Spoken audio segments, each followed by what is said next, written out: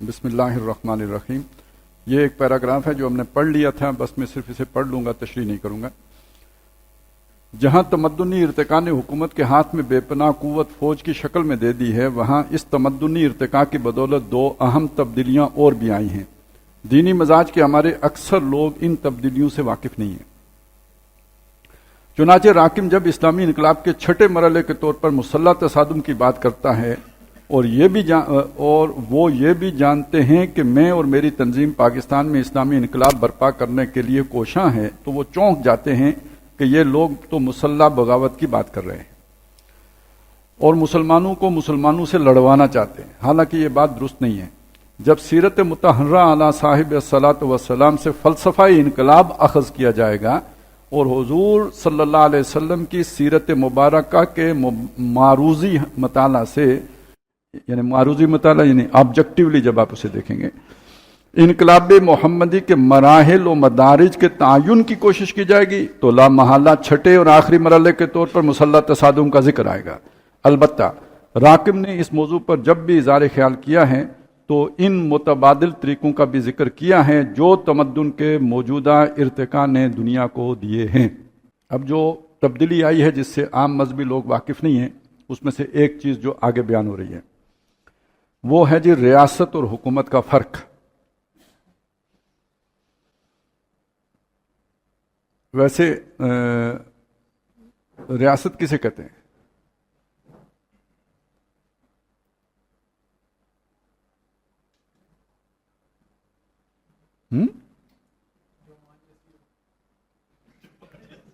تو پھر ماں کو ریاست کہتے ہیں. ریاست عوام کو کہتے ہیں. اور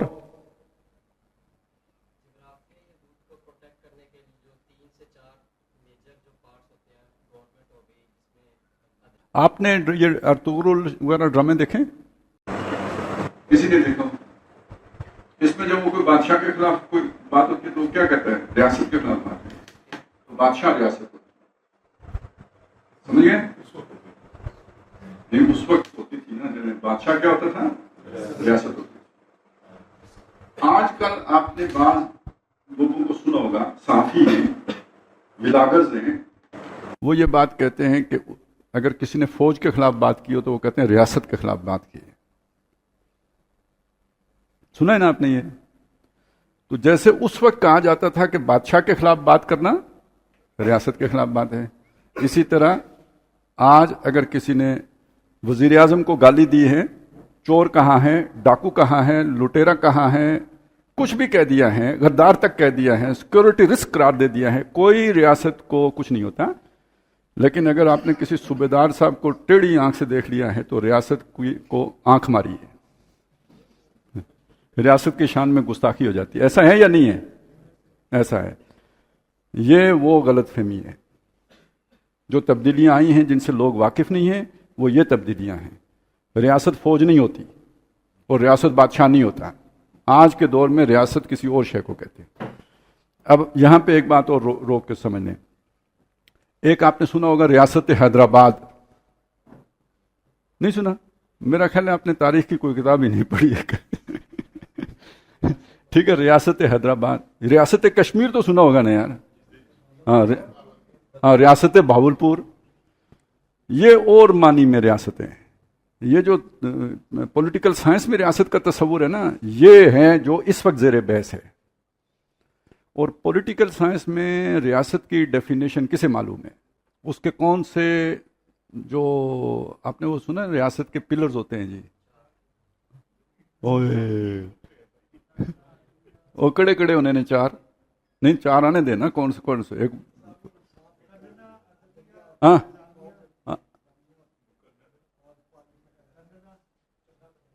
لیجسلیچر یعنی مقننہ، ٹھیک ہے جی، ایڈمنسٹریشن یعنی انتظامیہ، اور جوڈیشری عدلیہ. یہ تین جو ہے نا وہ ریاست کے ادارے ہیں. میراثی ہمیشہ اپنا پاجامہ بیچ میں لے کے آ جاتے ہیں. کہتے چودھری صاحب نے ਐ ਸਾਡੇ ਪਿੰਡ ਦੇ ਬਹੁਤ ਵੱਡੇ ਚੌਧਰੀ ਨੇ, ਇਹਨਾਂ ਦੀਆਂ ਇੰਨੀਆਂ ਮੱਝਾਂ ਨੇ, ਇੰਨੇ ਡੰਗਰ ਨੇ, ਐ ਢੋਰ ਡੰਗਰ ਬੜੇ ਇਹਨਾਂ ਦੇ, ਬੜੀ ਇਹਨਾਂ ਦਾ ਟੈਕਾ ਹੈ ਜੀ ਚੌਧਰੀ ਸਾਹਿਬ ਨੇ, ਐ ਪਜਾਮਾ मेरा है। और आते हुए कहीं वो चौधरी साहब की लुंगी खराब हो गई तो मिरासी का पजामा पहन लिया, क्या करें, अगले गांव जा रहे थे, उन्हें चौधरी साहब ने खूब टैका लाया, आखिर तक कहना पजामा मेरा है। तो ये उस तरह वो पजामा मेरा है ना, इस तरह ये चौथा पिलर है। सहाफत कोई चौथा पिलर नहीं होता, हाँ वो 3 पिलर ही होते। अच्छा अब आगे आ जाएं, लेकिन रियासत तो इसे किससे, ये तो उसके पिलर्स है ना, खुद रियासत क्या है, कौन से अज्जा से रियासत वजूद में आती है। हाँ एक डिफाइंड टेरिटरी होती है जिसे आप बाउंड्रीज कहते हैं, ठीक है, मालूम हुआ कि ये एक इलाका है, इलाके का होना जरूरी है, ये एक शर्त है। दूसरी शर्त आपको पता है ना, नमाज की शराइत अलग है, नमाज के फराइज अलग हैं। हाँ तो शराइत की बात हो रही है। दूसरी शर्त क्या है जी, ओ हुकूमत किस पर होती है, हाँ तो पहले आवाम को पैदा करें ना, अंडा मुर्गी अंडा ये पहले जहन में रखें। इलाका उस इलाके पे लोग बसते हो, यानी वो अंटार्कटिका का इलाका नहीं, आबाद इलाका जिस पे लोग बसते हो। इन लोगों को खुद मुख्तारी हासिल हो, किसी के गुलाम ना हो, किसी और का तसल्लुत इनके ऊपर ना हो, खुद मुनज़्ज़म हो। और मुनज़्ज़म होने का सबूत यह है कि उनकी हुकूमत हो, ठीक है ना। डिफाइंड एरिया, कौम, मुनज़्ज़म यानी हुकूमत, ये चारों और खुद मुख्तारी, ये चीज़ें मिल के तो रियासत कहलाती है। तो रियासत बेसिकली एक इमेजिनरी तस्वुर है, जहाँ ये 4 अज्जा जमा हों तो उसको आप स्टेट कहते हैं, ये है रियासत। इस रियासत के खिलाफ बगावत गद्दारी कहलाती है, या बगावत जो भी जिसकी सजा मौत होती है, इसकी जो कोई गुंजाइश नहीं होती है, ये होती है रिट ऑफ द स्टेट जो होती है। अब इसका इंतजाम चलाने के लिए एक इदारा वजूद में आता है जिसको आप क्या कहते हैं, हुकूमत। और ये जो हुकूमत होती है ये अवाम की नुमाइंदा होती है, अवाम की नुमाइंदा है। ये जदीद रियासत की बात कर रहे हैं, पहली हुकूमतें अवाम की नुमाइंदा नहीं होती थी। बादशाह सलामत खुद रियासत है, वो अवाम का नुमाइंदा नहीं है।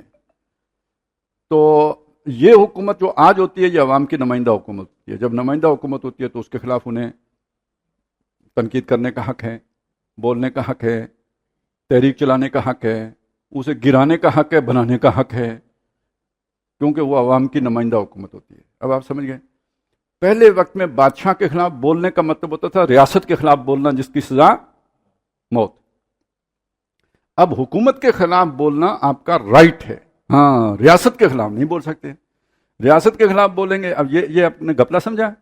रियासत को वो तकद्दुस हासिल होता है जिसके खिलाफ आप नहीं बोल सकते, वो तकद्दुस पकड़ के एक हुकूमत के झैली इदारे को दे दिया गया, इदारे नहीं महकमे को दे दिया गया है।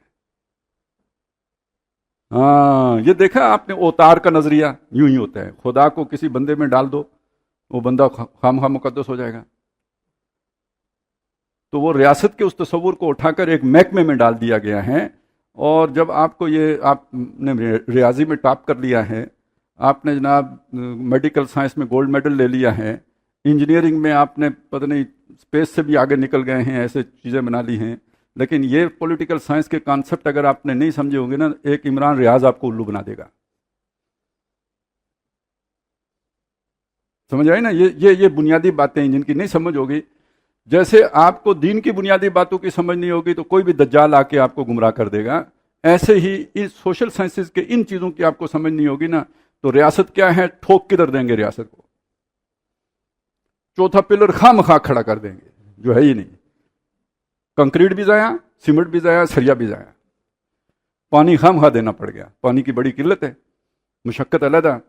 तो ये समझ लें। अच्छा, इसी वजह से अब एक घपला पैदा हो जाता है, वो चीजें जो रियासत के खिलाफ करने की इजाजत नहीं है, हम समझते हैं हुकूमत के खिलाफ करने की भी इजाजत नहीं है। या फिर दूसरा घपला यह पैदा होता है कि जिनकी इजाजत हुकूमत के खिलाफ करने की है उनको हम समझ लेते हैं कि रियासत के खिलाफ भी किया जा सकता है। ये फर्क न होने के नतीजे में ये सारे घपले होते हैं।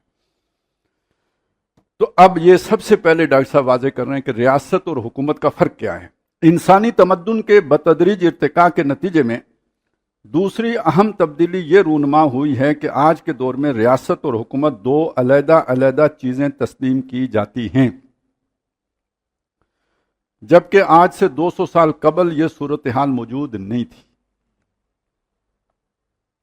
حضرت حسین رضی اللہ تعالی عنہ کا جو اقدام تھا یزید کے خلاف، اس کو سمجھا گیا یہ ریاست کے خلاف اقدام ہے، ان کے قتل کا فتویٰ علماء نے دیا ہے۔ اگر انہیں معلوم ہوتا ہے کہ یہ ریاست کے خلاف اقدام نہیں ہے، حکومت کے خلاف، یہ فرق اس وقت موجود ہوتا ہے تو حضرت حسین کی جان بچ جاتی۔ تو یہ اتنا بڑا فرق پڑا ہے اس سے۔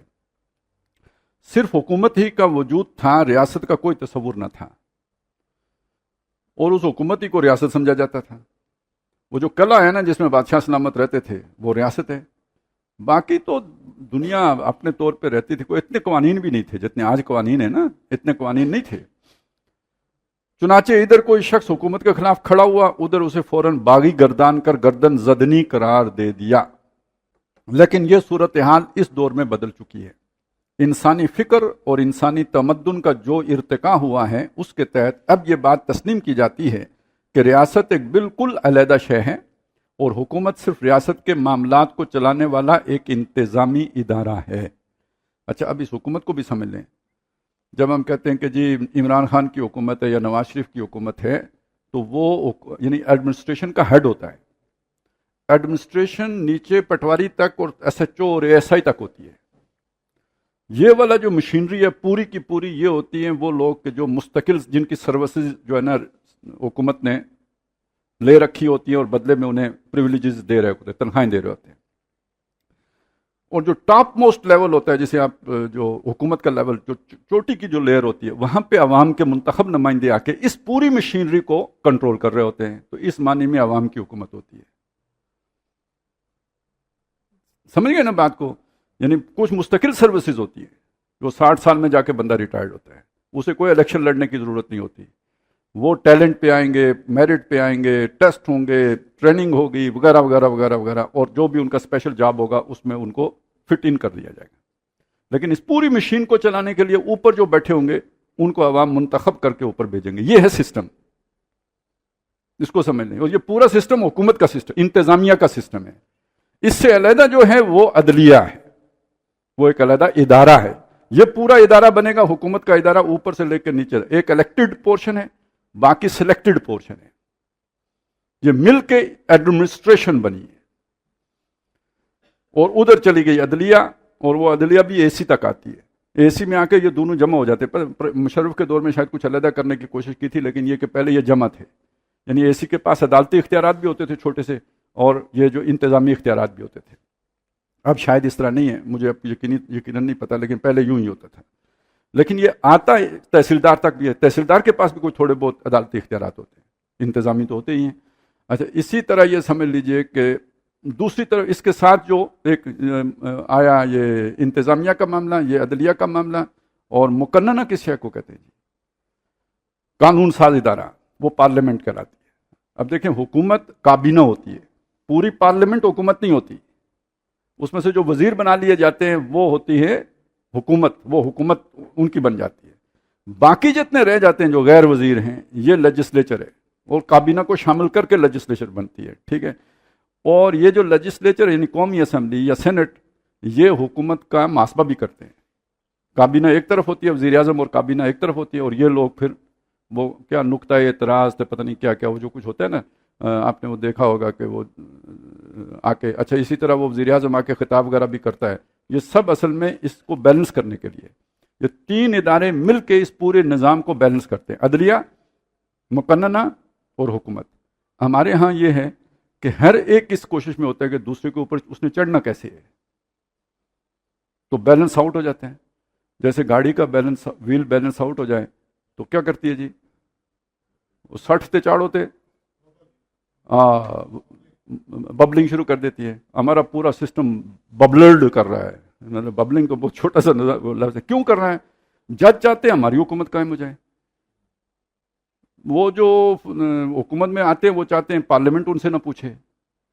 تو یہ سارا جو ہے نا گند بنا ہوا ہے، ان میں سے کوئی بھی آئین کی پیروی کرنے کے لیے تیار نہیں ہے۔ یہ اس وجہ سے یہ ساری گڑبڑ ہے۔ چلیں خیر،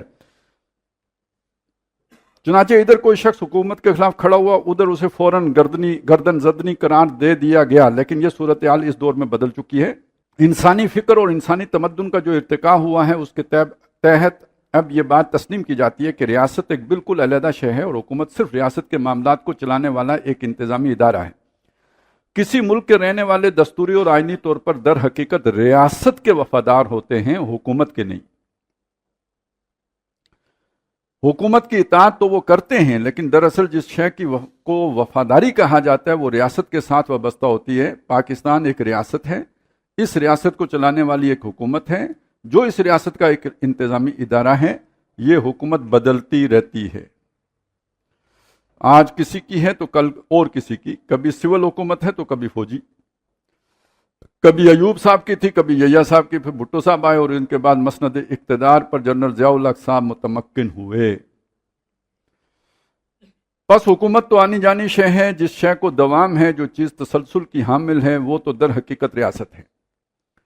لہذا کسی بھی ملک کے رہنے والوں کی اصل وفاداری ریاست سے ہوتی ہے، حکومت سے نہیں۔ تمدن کے ارتقاء اور فکر انسانی کی وسعت کے نتیجے میں آج پوری دنیا میں یہ بات مسلم سمجھی جاتی ہے کہ کسی حکومت کو بدلنے کا حق اس ملک کے رہنے والوں کو حاصل ہے۔ کوئی مارشل لا ایڈمنسٹریٹر یہ نہیں کہہ سکتا کہ اس کی حکومت مستقل قسم کی حکومت ہے، جو بھی کہے گا یہی کہے گا کہ یہ وقتی اور عارضی انتظام ہے۔ جی 90 دن حالات خراب ہو گئے تھے، یہ ایک نارمل پیریڈ ہوتا ہے نا جمہوریت والا، تو اس کے بیچ میں تھوڑا سا ایک پیریڈ آتا ہے، اب نارمل پیریڈ آتا ہے، تو وہ جیسے وہ مختصر ہوتا ہے تو یہ بھی مختصر ہی رہتا ہے، یعنی تھوڑے دنوں کے لیے، 90 دنوں کے لیے آئے۔ کبھی بیماری ہو جائے تو طویل بھی ہو جاتے ہیں۔ حالات خراب ہو گئے تھے، انتشار ہو گیا تھا۔ آج کل لوگ کہتے ہیں نا انتشار ہو گیا ہے، تو یہ انتشار ہمیشہ جس بچے کو جنم دیتا ہے اس کا نام مارشل لا ہے۔ تو یہ آپ سمجھ لیں کہ حالات کدھر جا رہے ہیں، حالات ادھر جا رہے ہیں کہ ایک صبح کے آ کے کوئی صاحب سٹک لہرا کے نحمدہ ونصلی علی رسولہ الکریم پڑھ کر اس کے بعد ہمیں بتائیں گے کہ آپ نے دیکھا جج کیا کر رہے تھے، ہم کہیں گے بالکل حرام توپی کر رہے تھے۔ آپ نے دیکھا سیاستدان کیا کر رہے تھے، ہم کہیں گے بالکل چوری چکاری کر رہے تھے۔ آپ نے دیکھا ملک کے کیا حالات بن گئے تھے، ایک وزیر اعلیٰ کیا کہہ رہا تھا، ہم کہیں بالکل عدالت کی باتیں کر رہا تھا۔ آپ نے دیکھا کشمیر میں کیا ہو رہا تھا، ہم کہیں گے بالکل ٹھیک، بہت پروپیگنڈا ہو رہا تھا۔ لہذا ریاست کو بچانا زیادہ ضروری ہے، اور آپ کو یہ تو پتہ ہی ہے کہ ریاست ہم خود ہی ہوتے ہیں، تو اب آپ کو کوئی تکلیف تو نہیں ہے نا؟ نہیں، کیوں تکلیف ہو؟ ہمیں بالکل تکلیف نہیں ہے۔ تو یہ آپ پہلی دفعہ سنیں گے، ہم نے اس سے پہلے بھی سنا ہوا ہے، اسی طرح حالات خراب ہوتے ہیں، ٹھیک ہے نا؟ تو ہماری ریاست کا پاؤں بھاری ہو چکا ہے، بس لیبر روم تیار کر کے رکھیں، صبح و شام کی بات ہے۔ چلیں جی، آج کسی کی ہے تو کل کسی اور کی، کبھی سول حکومت ہے تو کبھی فوجی، کبھی ایوب صاحب کی تھی، کبھی یحییٰ صاحب کی، پھر بھٹو صاحب آئے اور ان کے بعد مسند اقتدار پر جنرل ضیاء الحق صاحب متمکن ہوئے۔ بس حکومت تو آنی جانی شے ہے، جس شے کو دوام ہے، جو چیز تسلسل کی حامل ہے، وہ در حقیقت ریاست ہے۔ لہذا کسی بھی ملک کے رہنے والوں کی اصل وفاداری ریاست سے ہوتی ہے، حکومت سے نہیں۔ تمدن کے ارتقاء اور فکر انسانی کی وسعت کے نتیجے میں آج پوری دنیا میں یہ بات مسلم سمجھی جاتی ہے کہ کسی حکومت کو بدلنے کا حق اس ملک کے رہنے والوں کو حاصل ہے۔ کوئی مارشل لا ایڈمنسٹریٹر یہ نہیں کہہ سکتا کہ اس کی حکومت مستقل قسم کی حکومت ہے، جو بھی کہے گا یہی کہے گا کہ یہ وقتی اور عارضی انتظام ہے۔ حالات خراب ہو گئے تھے، انتشار ہو گیا تھا، خانہ جنگی کا خدشہ لاحق تھا، لہذا فساد کو روکنے کے لیے یہ فوری نوع کا اقدام بطور فوری علاج کیا گیا ہے۔ وقتی طور پر حکومت کے انتظام کو فوج نے سنبھالا ہے، ہمارا اس کو مستقل قائم رکھنے کا ارادہ نشتا۔ اسی طرح کوئی بھی ایسا حکمران جو جمہوری طریقے سے برسر اقتدار آیا ہو یہ دعویٰ نہیں کر سکتا کہ اب اس کی یا اس کے خاندان کی اس ملک پر مستقل حکومت رہے گی۔ البتہ جہاں ملوکیت اور بادشاہت قائم ہے وہاں معاملہ تاحال سابق انداز پر چل رہا ہے۔ آل سعود کی رہے گی، انہوں کو ہلا نہیں سکتا۔ وہاں خاندانی حکومتیں قائم ہیں، وہاں ریاست و حکومت کا کوئی علیحدہ تصور موجود نہیں ہے، آل سعودی ریاستیں۔ وہاں کوئی سیاسی جماعت بنانے کی قطعی اجازت نہیں ہے۔ یہ آج کل ہمیں بھی بہت بتایا جاتا ہے کہ یہ تفرقہ ہے، امت کے اندر پھوٹ ہے، ایک ہی جماعت ہونی چاہیے۔ تو آپ سمجھ رہے ہیں نا پھر کیا ہوگا؟ ٹھیک ہے، جہاں جماعت بنی اس کا مطلب یہ سمجھا جائے گا کہ بادشاہ صاحب کو ہٹانے کی کوئی کوشش پیش نظر ہے، تو وہ نظام چند ممالک میں تاہنوز چل رہا ہے، اگلے وقتوں کے ہیں یہ لوگ، انہیں کچھ نہ کہو کہ مصداق فی الحال ان کا معاملہ ایک طرف رکھیے۔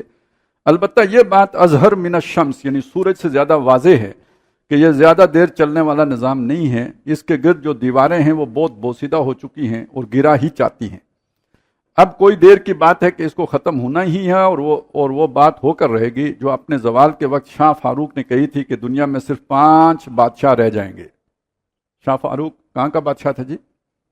مصر کا تھا، اور ایران میں بھی ایک تھا نا جی شاہ فاروق۔ اب یہ کس شاہ فاروق نے کہی تھی؟ چلیں جس نے بھی کہی تھی، لیکن جو کہی تھی وہ یہ تھی کہ دنیا میں صرف 4 بادشاہ رہ جائیں گے، 4 تاش کے ہوں گے، ٹھیک ہے، اور ایک انگلستان کا۔ تو ہیں وہ ابھی ہے نا، اب چارلس ہے آج کا، ہاں چارلس ہے، پہلے ملکہ تھے۔ اس لیے انگریزوں نے بادشاہت کو ایک نمائشی اور آرائشی علامت جو ہے کی حیثیت سے اپنے یہاں سجا کر رکھا ہوا ہے، اس کے سوا اس کی کوئی حیثیت نہیں ہے، کیونکہ روایت پرستی کیونکہ روایت پرستی اس قوم کے مزاج میں رچی بسی ہے، لہٰذا وہ روایتی طور پر اس کو نبھا رہے ہیں، ورنہ ساری دنیا جانتی ہے کہ وہاں اصل اقتدار و اختیار پارلیمنٹ کے ہاتھ میں ہے۔ اس نقطہ نظر سے یہ بات جان لیجئے کہ ساری دنیا مانتی ہے کہ ایک ملک کے رہنے والوں کا یہ مسلم حق ہے کہ وہ آئینی اور دستوری طور پر حکومت بدل سکتے، چنانچہ وہ مدت سے قبل یعنی مڈ ٹرم نئے انتخابات کا مطالبہ لے کر کھڑے ہو سکتے ہیں۔ یہ بالکل استثنائی صورت ہے کہ ہنگامی حالات سے فائدہ اٹھا کر کوئی جرنیل بحیثیت چیف مارشل لا ایڈمنسٹریٹر اقتدار پر قبضہ کر لے اور رائے دہندگی کے حق کو معطل کر دے۔ یہ ایک واضح حقیقت ہے کہ دنیا میں اس وقت سب سے زیادہ قابل تسلیم بات یہی سمجھی جاتی ہے کہ ملک کے رہنے والوں کو سیاسی جماعتیں بنانے کا حق حاصل ہے، اور ہر پارٹی کو یہ حق بھی حاصل ہے کہ وہ موجود الوقت حکومت کو ہٹانے کے لیے اپنی انتخابی مہم چلائے، اس پر دل کھول کر اور تلخ و تن تنقید کرے، رائے عامہ کو اپنی پارٹی کے حق میں ہموار کرے تاکہ حکومت اس پارٹی کی قائم ہو سکے۔ زیادہ سے زیادہ پابندی یہ لگائی جاتی ہے کہ سرکاری ملازم کسی سیاسی پارٹی میں شامل ہو کر اس کی انتخابی جدوجہد میں شرکت نہیں کر سکتے، ووٹ وہ بھی دے سکتے ہیں لیکن یہ کہ وہ سیاسی عمل میں یعنی ایکٹیولی پارٹیسپیٹ نہیں کر سکتے، اور انتخابات میں کھڑے نہیں ہو سکتے، اس لیے کہ وہ ریاست کے ملازم اور کارکن ہیں، اور ریاست کی طرف سے ان کو جو کچھ اختیارات ملے ہوئے ہیں اگر وہ کسی سیاسی پارٹی سے عملاً وابستہ ہوں گے تو ان کے ہاتھ میں جو اختیارات ہیں ان کے غلط استعمال کا اندیشہ ہے۔ باقی رہا ووٹ دینے کا معاملہ، تو ان کا یہ حق برقرار رہے گا، اس پر کہیں کوئی قدغن نہیں لگائی جا سکتی۔ عوام کی رائے سے حکومت میں تبدیلی ہوگی، اور اس معاملے میں سرکاری ملازمین ہی نہیں بلکہ فوجیوں کو بھی حق ہوگا کہ اپنی پسندیدہ پارٹی کو ووٹ دیں۔ تمدن کے ارتقاء نے یہ متبادل طریقے عطا کیے ہیں، جبکہ اس سے پہلے یہ صورت نہیں تھی۔ ریاست اور حکومت کا تصور گڈمٹ تھا، اور حکومت کو ہی ریاست کا مقام بھی حاصل تھا۔ نیز حکومت کو بدلنے کی کوشش کو بغاوت سمجھا جاتا تھا، جبکہ اب صورتحال بالکل بدل چکی ہے۔ ریاست اور حکومت 2 مختلف تصورات ہیں، اور کسی بھی ملک کے باشندوں کو آئینی طور پر یہ حق حاصل ہوتا ہے کہ وہ حکومت کو بدل دیں۔ اب یہ تو آج کی دور کی بات ہے، اب چلتے ہیں خلافت راشدہ، اس دور کو بھی دیکھیں وہ کیا تھا۔ خلافت راشدہ کے نظام کی نوعیت، اس میں کوئی شک نہیں کہ خلافت راشدہ کا نظام حکومت ہمارے نزدیک سب سے زیادہ محترم ہے۔ نبی اکرم صلی اللہ علیہ وسلم کے مشن کو آگے بڑھانے والا نظام حکومت خلافت راشدہ ہی کا تو ہے، لیکن اس احترام و توقیر کے باوجود ایک بات جان لیجئے کہ اس کے ساتھ 2 لیمیٹیشنز موجود تھیں جنہیں ملحوظ رکھنا ضروری ہے۔ ایک تو یہ کہ اس وقت بنیادی طور پر عرب میں ایک قبائلی معاشرہ قائم تھا، لہذا جہاں ایک قبائلی نظام پہلے سے موجود ہو، اس میں اگر صرف سرداران قبائل سے مشورہ کر لیا جائے، ان کی آراء کو معلوم کر لیا جائے، تو گویا ہر قبیلے کے افراد سے مشورے کا حق ادا ہو گیا۔ یعنی عوام کی حکومت کی صورت کیا تھی اس وقت کہ تنظیم، یعنی عوام منظم ہو نا، یہ بات میں نے کہی تھی نا، ریاست کی شرط یہ ہے کہ عوام منظم ہو۔ اس وقت عوام منظم کیسے ہوتی تھی؟ ایک قبیلہ ہے، اس کا ایک چیف ہے، سب اس کے مطیع و فرما بردار ہیں، چیف کا فیصلہ ان سب لوگوں کا فیصلہ ہے۔ تو گویا جب آپ نے چیف سے مشورہ کر لیا، گویا اس پوری پارٹی سے مشورہ کر لیا، وہ اس میں شریک ہو گئی، شراکت ان کی بھی اس میں آ گئی۔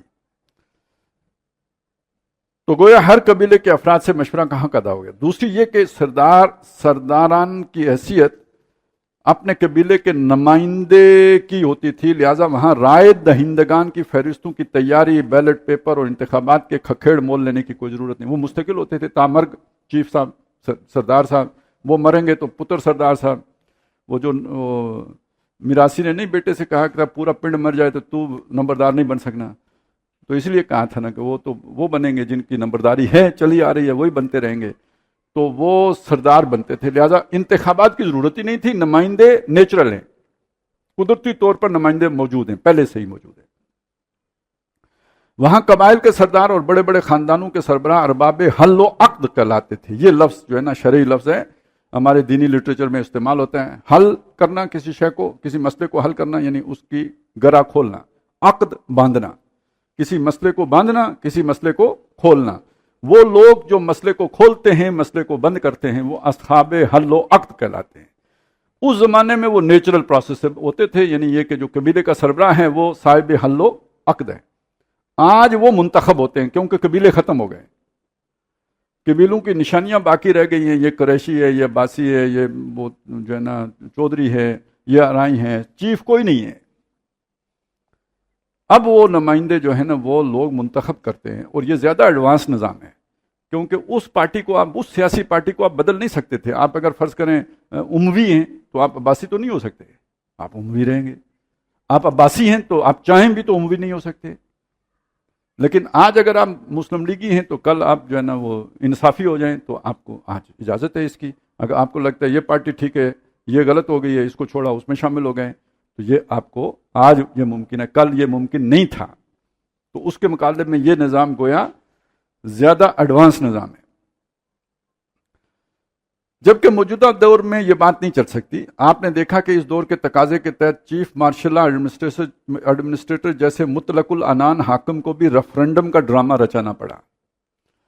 ضیاء الحق کا دور تھا۔ اس قسم کی کسی صورتحال کا ثبوت آپ کو خلفائے راشدین رضی اللہ تعالی عنہم کے دور میں تو نہیں ملے گا، لہذا یہ کہنا کہ اس طرز کا سیاسی نظام جو خلافت راشدہ میں قائم تھا جوں کا توں اس دور میں چل سکتا ہے، ایک مغالطہ ہے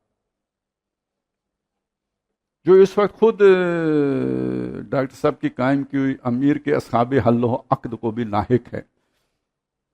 اسی لیے تو انہوں نے اپنا وہ تنظیم اسلامی کا پیغام پتہ نہیں خلافت راشدہ کا نظام کر دیا۔ اس دور میں حالات کی تبدیلی کے پیش نظر ایک ایسا نظام بنانے پر غور کرنا ہوگا جس میں اصول تو وہی رہیں لیکن طریقہ کار کو تمدن کے ارتقاء کے ساتھ ہم آہنگ کیا جائے۔ ایک قابل غور بات، حضرت عثمان غنی رضی اللہ تعالیٰ عنہ کے خلاف جو تحریک اٹھی وہ یقیناً ایک یہودی سازش تھی۔ شروع سے اس کے عزائم مجرمانہ تھے، اس کے اندر نیک نیتی کا کوئی شائبہ بھی نہیں تھا، لیکن سوال یہ ہے کہ کسی نظام حکومت میں جہاں بدنیتی کے ساتھ یہ معاملہ ہو گیا وہاں نیک نیتی کے ساتھ بھی تو یہ معاملہ ہو سکتا ہے۔ اس امکان کو خارج از بحث نہیں کیا جا سکتا۔ بالکل نیک نیتی کے ساتھ بھی کسی ملک میں ایسی تحریک اٹھ سکتی ہے کہ موجودہ حکمران ہمارے لیے قابل قبول نہیں ہے، انہیں معزول ہونا چاہیے اور ان کی جگہ نئی قیادت کا انتخاب ہونا چاہیے۔ اس وقت تک ہمارے یہاں اس مقصد کے لیے کوئی ذرائع یعنی چینلز موجود نہیں تھے۔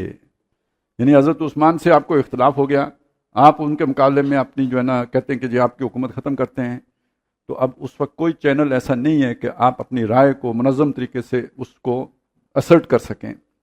کوئی راستہ نہیں تھا کہ جس کے ذریعے سے ایسا اختلاف رائے سامنے آ سکتا۔ در حقیقت تمدنی ارتقاء نے جو متبادل راستے دیے ہیں انہی کے ذریعے اختلاف رائے بھی سامنے آتا ہے، اور وہ اختلاف رائے صحت مند انداز میں حل یعنی ریزالو بھی ہو سکتا ہے۔ اگر فرض کریں کہ آپ پارلیمنٹ کی اکثریت کو اپنا ہم نوا بنا لیتے ہیں تو عدم اعتماد پیش ہو جائے گا۔ آگے اگر ڈیموکریٹ ہیں تو اس پروسیس کو چلنے دیں گے، اور اگر آگے پھر وہ بادشاہ سلامت بیٹھے ہوئے ہوں گے تو وہ ان سب کو غدار قرار دے کے تحریک عدم اعتماد کو اٹھا کے پرے پھینک دیں گے، پھر رات 12 بجے عدالتیں کھولنی پڑیں گی۔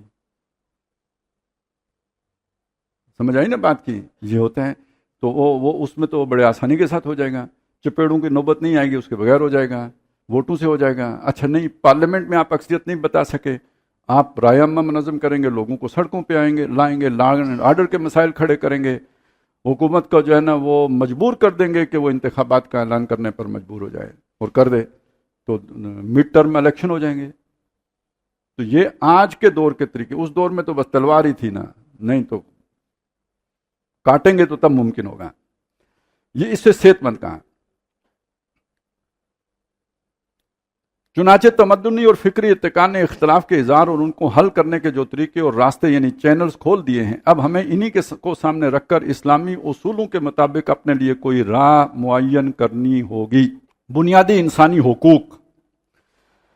تمدنی ارتقاء نے اس بات کو بنیادی انسانی حقوق میں سے ایک حق قرار دیا ہے کہ ایک شخص اپنی جماعت بنائے اور لوگوں کو اپنی بات پر قائل کرے, زیادہ سے زیادہ لوگوں کو اپنا ہم خیال بنائے اور وہ یہ کام کھلم کھلا اور برملا کرے.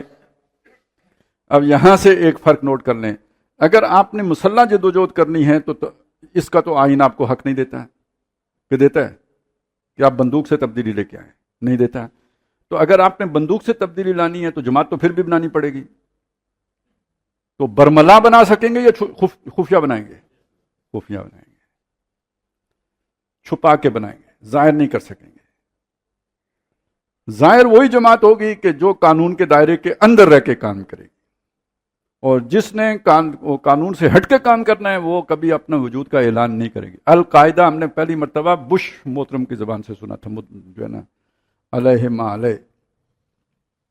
اس سے پہلے تو ہمیں پتہ ہی نہیں تھا جی القاعدہ بھی کوئی جماعت ہے. کیوں؟ مسلح جماعت ہے تو خفیہ جماعت ہے, اس کا کسی کو نہیں پتہ چلے گا.